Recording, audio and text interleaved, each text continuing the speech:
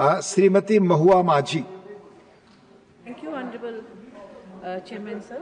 आज हम वंदे मातरम की 150वीं वर्षगांठ पर चर्चा कर रहे हैं।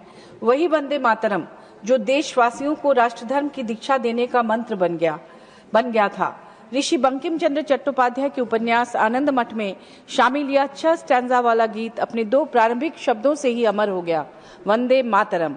ऋषि बंकिम चंद्र ने दुर्गेश नंदिनी, कपाल कुंडला, देवी चौधुरानी और आनंद मठ जैसे महत्वपूर्ण उपन्यास लिखे। एक साहित्यकार होने के नाते मुझे उन पर फख्र है और बंगाली होने के नाते गर्व भी। हर रचना का अपना भाग्य होता है और वंदे मातरम के भाग्य में अमरत्व लिखा था। 1905 में जब लॉर्ड कर्जन ने बंगाल विभाजन का प्रस्ताव रखा तो पूरा बंगाल प्रतिवाद में खड़ा हो गया। देशभक्तों के मुख से एक ही नारा गूंज रहा था, वंदे मातरम। यही 2 शब्द कर्जन शाही की नजर में राजद्रोह बन गए थे और लेफ्टिनेंट गवर्नर फुलर ने इस पर प्रतिबंध लगा दिया, पर जितना दबाया गया उतना ही यह देश भर में फैलता गया। 1906 में बोरीशाल के प्रांतीय अधिवेशन में निषेधाज्ञा की उपेक्षा कर यह गीत गाया गया। अमृत बाजार पत्रिका के संपादक मोतीलाल घोष ने अंग्रेजों को ललकारते हुए कहा, चाहे तो मेरा सिर फोड़ दो मगर वंदे मातरम हम गाएंगे ही। लाठियां चली, युवक घायल हुए, पर हजारों प्रतिनिधियों ने खड़े होकर इन 2 शब्दों से अंग्रेजी जुल्म का प्रतिवाद किया। यह ध्यान देने योग्य है कि उस समय भी गीत के सभी 6 स्टैंजा नहीं गाए गए थे। रविंद्रनाथ टैगोर ने इसके 7 लाइंस को ही सुर दिया था, गाया था। उनके ही सलाह से बाद में महात्मा गांधी, सुभाष चंद्र बोस, सरदार पटेल, मौलाना आजाद, नेहरू, राजेंद्र प्रसाद, गोविंद बल्लभ पंत, आचार्य कृपलानी सभी ने मिलकर इन्हीं 2 स्टैंजास को स्वीकृति दी। CWC में सर्वसम्मति से इसे पारित किया गया।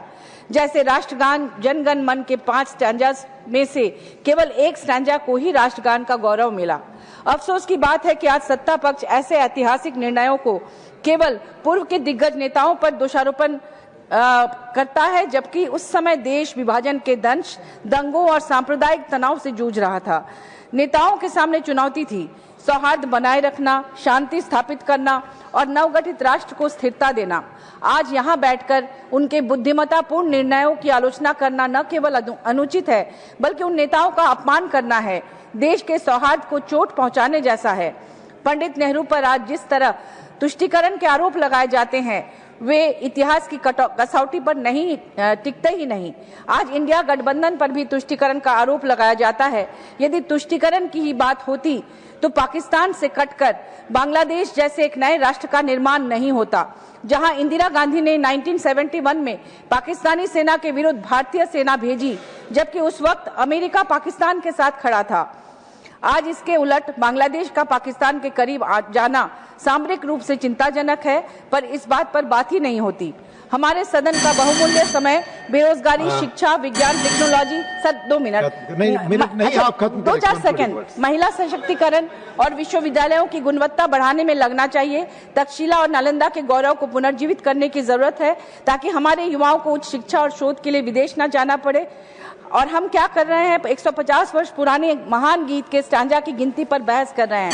सत्य यह है कि वंदे मातरम सिर्फ एक गीत नहीं, स्वतंत्रता संग्राम का मूल मंत्र है। श्री रामचंद्र जांगड़ा जी 5 मिनट सिर्फ।